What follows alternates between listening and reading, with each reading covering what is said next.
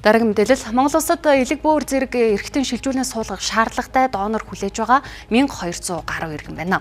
Сүүлийн 3 жилд донорын жагсаалтад байсан 30 гаруй хүн донор олдохгүйгээс нас оржээ. Мөн хүн төвчний улмаас шаналж донор олдохгүйгээс нас орох иргэдийн тоо цаашаад ч нэмэгдэх хандлагатай байгааг эмч мэрэгжилтнүүд хэлж байгаа. Үүнд монголчуудын дундах уламжлалт ойлголт болоод бат чулуун эмчтэй холбоотой үссэн асуудал нөлөөлж байгаамаа.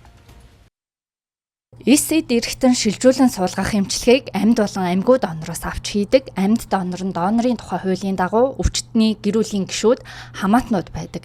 Харин энэ хүмүүс дотор нь донор болох боломжтой хүн байхгүй. Эд цусны бүлэг тохирохгүй бол амьгүй донороос эрхтэн шилжүүлэн суулгахаар хүсэлтээ өгдөг. Хэрвээ одоо надад ямар нэгэн гинтийн зүйл тохиолдоод лаварч гэдэг юм уу тархины одоо цус сарвалтаас шалтгаалаад тархиныг үхэл нь батлагдсан тохиолдолд бусдын амнасыг аврахын төлөө сайн дураараа донор зөвшөөрж гинэ гэсэн ийм систем юм байгаа. Тэгэхээр нэг ёсондоо би донорын карт авчаад маргааш нэг танихгүй хүн донороо өгнө гэсэн үг бол биш ээ. Энэ зайлшгүй шаардлагатай тэр нөгөө зайлшгүй тохиолдолд тэр нөгөө тархины үхэл нь батлагдах юм болвол аврагдана. Би донорын карт аваад сайхан насаа наслаад нас эц болж болно л гэсэн үг. Заавалчгүй донорын карт авснараа таны эрхтнийг авна гэсэн үг бол биш ээ. Тэгвэл Монголиа систем донорын зөвшөөрлийн хүсэлт илгээх үйлчилгээг өнгөрсөн 2024 оны 9-р сараас нэвтрүүлж эхэлсэн. Өнөөдрийн байдлаар 3300 гаруй иргэн донор болохоор хүсэлтээ илгээгээд байна. Гэхдээ хүсэлтээ илгээснээр шууд донор болох боломжтой боллоо гэж ойлгож болохгүй юм аа. Тухайн иргэн маань бол яг энэхүү үйлчилгээг аваад донор болчлаа гэж өөрийгөө шууд ойлгож болохгүй. Ягаад тэгэхээр тухайн мэргэжлийн байгууллага маань тухайн иргэнийг бол бүгдсэн формын дагуу бол донор болох боломжтой гэж үзээд тэгээд боломжтой гэж шаардлага хангаж байгаа юм бол Монголиа системийн миний бичиг баримт хэсэгтэр донорын зөвшөөрлийн ногоон картыг бол байршуулах юм аа.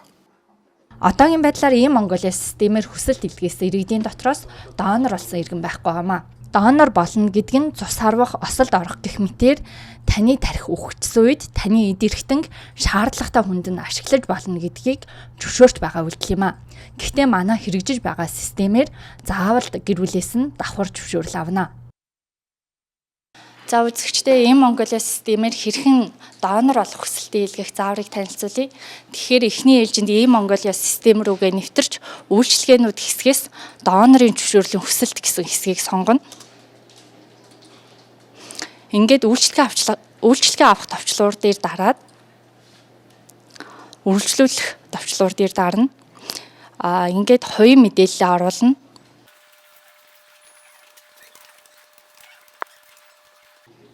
Ингээд зөвшөөрөх хэсэг товчлуур дээр дарснаар одоо хүсэлт илгээх эрх нь үүсэж байгаа.